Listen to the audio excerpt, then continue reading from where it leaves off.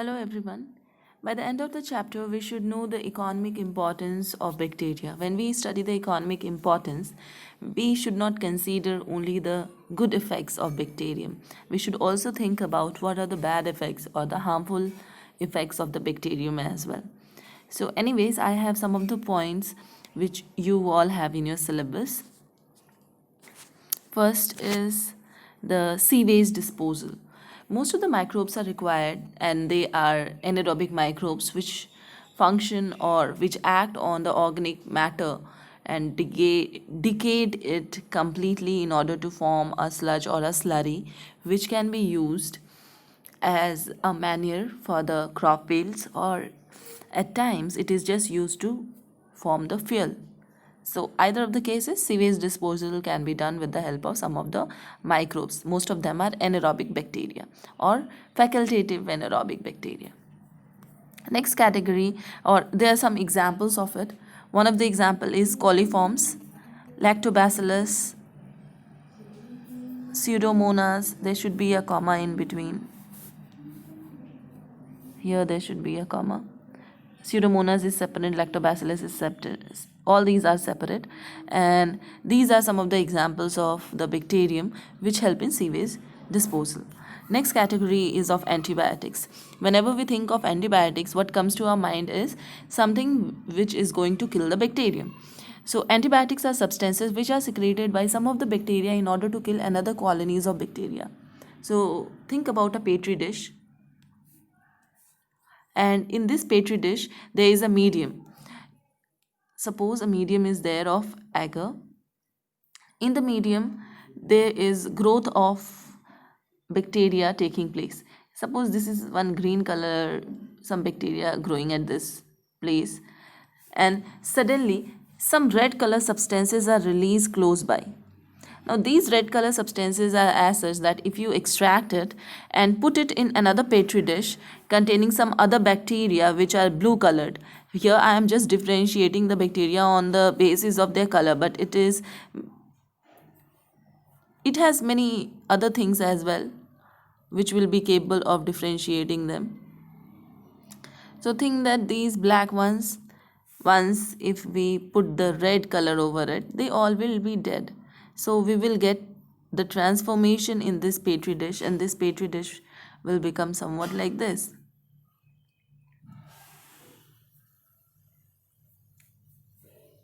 It will not contain anything.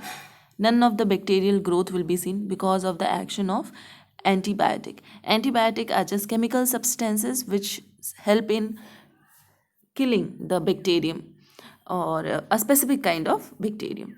Example for like two purposes I have given. One is bactericin. Bacitracin is a kind of antibiotic which is produced from Bacillus subtilis. You all have studied about it, but maybe you have forgotten. So just a recapitulation. Another one is polymyxin B, is an antibiotic formed from Bacillus polymyxa. These are two examples of antibiotics. Next example is of the role of this bacterium in the field of industry.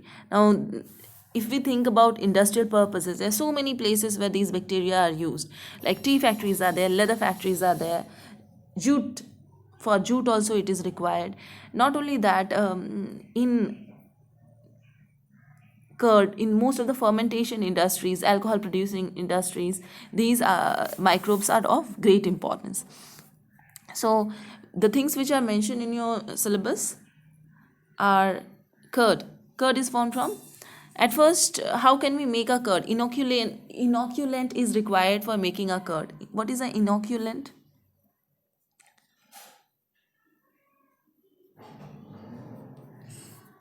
Inoculant is a small portion or a small amount of curd which acts as a generating bacterial colony form, and this will, once we just add this small inoculant into fresh milk, then this small amount of curd will be sufficient in order to make the entire vessel filled with curd or fill or ferment or do the action of fermentation. So what we exactly try to do is we just add little amount of lactobacillus, increase the temperature, and lactobacillus acts over the milk and converts it to lactic acid, whereas there is requirement of one more bacterium, that is Streptococcus thermophilus, which helps in coagulation. The clumps which you see in the curd, that is because of Streptococcus colony. So this is how curd is formed, or what is the role of what are the kind of bacteria required for the curd formation. These are the few bacteria required for this formation.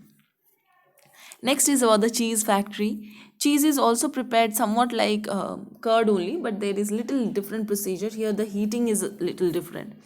Anyways, preparation of cheese from milk is of many steps for cycling of milk, and second, the subsequent ripening of the solid curd. It should be curd. I'm sorry. It should be curd. Here it should be curd by the use of different bacterial strains. So Lactococcus, Lactobacillus, and Streptococcus are the kind of bacterium which are used for ripening as well as for making the cheese. For cheese, what we do is at first we make the curd. After making the curd, we hang the curd and remove all the water from it.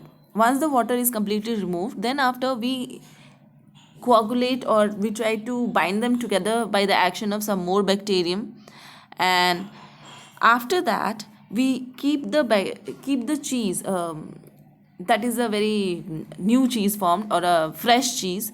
That fresh cheese is to be kept as such for few days, and after a few months or few weeks it becomes ripened and it becomes cheese, but not before that.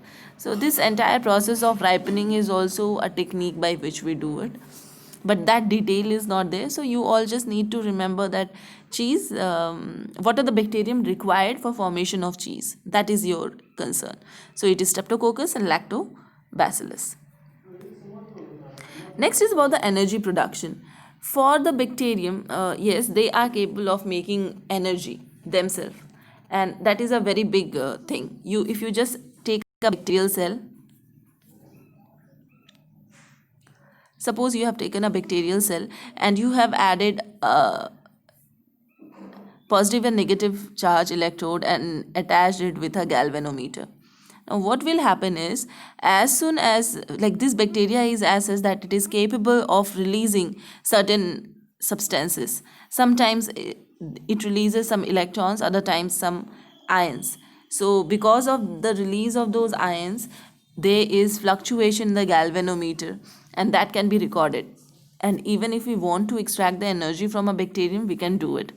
The example is Geobacter sulfur reducens, and this is a bacterium which is used along with graphite electrode to produce energy. One of the example I have given, you can look for a few more examples. So this is about the economic importance of bacterium.